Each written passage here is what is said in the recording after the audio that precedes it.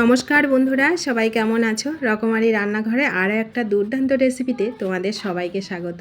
আজকে তৈরি করব একটা লোভনীয় রেসিপি। এটা দেখতে যেমন লোভনীয় লাগছে, খেতে তার থেকেও দুর্দান্ত স্বাদের হয়।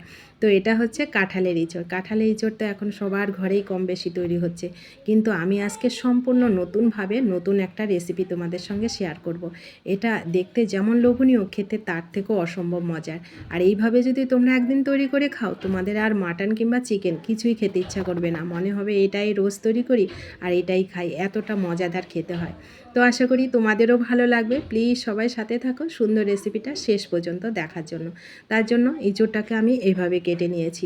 এই ইঁচড়টা আমি নিয়েছি একটু বিচি হয়েছে হালকা হালকা, ওরকম দেখো বিচিটা কিন্তু শক্ত হয়নি, নরমই আছে, ওরকম বিচি আমি নিয়েছি। কোয়াগুলো নিয়েছি আর ভিতরে যে আঁশটা ছিল ওটা ফেলে দিয়েছি।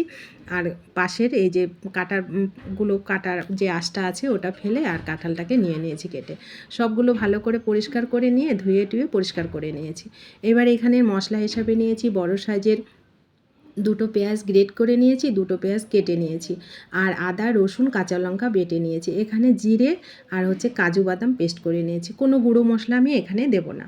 তারপরে হচ্ছে কাঁঠালের ইঁচড়টাকে হালকা লবণ হলুদ আর একটু তেল দিয়ে জলের মধ্যে হালকা 2 মিনিট ভাপিয়ে নেব। কোনো সেদ্ধ করার দরকার নেই, একটু ভাপিয়ে নিলেই মানে কষটা চলে যাবে। জলটা ঝরিয়ে নেব, নিয়ে তারপরে এর মধ্যে আবার কড়াই বসিয়ে দেবো, উনুনের মধ্যে তেলটা দিয়ে দেবো। তেলটা একটু বেশি লাগে কাঁঠালের ইঁচড়ে। এখানে জিরে গরম মশলা আর তেজপাতা ফোড়ন দিলাম। তারপরে দেবো আলুগুলোকে একটু বড় বড় করে দেবো, একদম মাংসের মতন খেতে লাগবে।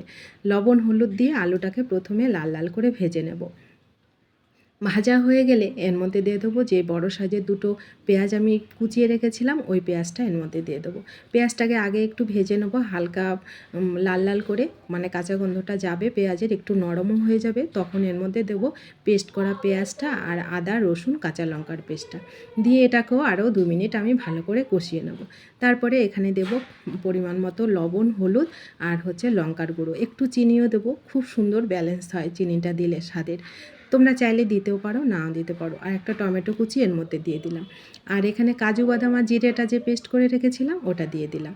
দিয়ে আরও গ্যাসের ফ্লেমটাকে মানে মিডিয়াম টু লোতে করে রেখে আরও 2 মিনিট সুন্দর করে মশলাটাকে কষিয়ে নেব। এই মশলাটা যত ভালো কষানো হবে তত এই ইঁচড়ের স্বাদটা বেশি হবে।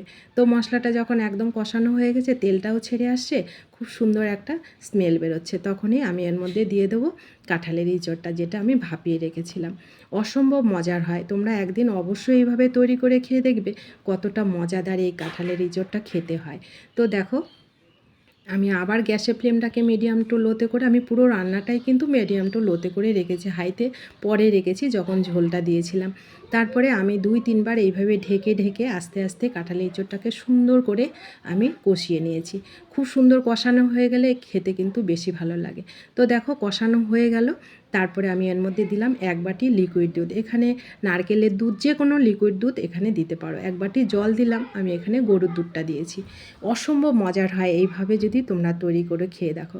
কালারটা দেখো কত সুন্দর হয়ে গেছে। তো আমার রান্নাটা হয়ে গেল, আরও কিছুক্ষণ আমি ফুটিয়ে নিয়েছি ভালো করে। নামানোর আগে একটু ঘি গরম মশলা দিয়ে দিলাম, দিয়ে ভালো করে নেড়ে চেড়ে এটাকে নামিয়ে নেব। দেখো কত সুন্দর কালার হয়েছে, দুর্দান্ত স্বাদের হয়, একদম মনে হবে যেন মাটন খাচ্ছি, এতটা মজাদার খেতে হয়। তোমরা একদিন তৈরি করে খেয়ে দেখবে কতটা মজার এই খাবারটা। দেখো কালারটা কত সুন্দর হয়েছে, আর খেতেও অসম্ভব মজার হয়। তো ভালো লাগলে বাড়িতে অবশ্যই একদিন তৈরি করে খেয়ে দেখবে। এখন তো কাঁঠালের ইঁচড় পাওয়াই যায়। আর অনেক অনেক শেয়ার করে দেবে, সবাই যেন এই সুন্দর রেসিপিটা দেখে তৈরি করে খেতে পারে। আর ভিডিওটিতে একটু লাইক করবে, ইউটিউব থেকে দেখলে ইউটিউব চ্যানেলটা প্লিজ একটু সাবস্ক্রাইব করে দেবে।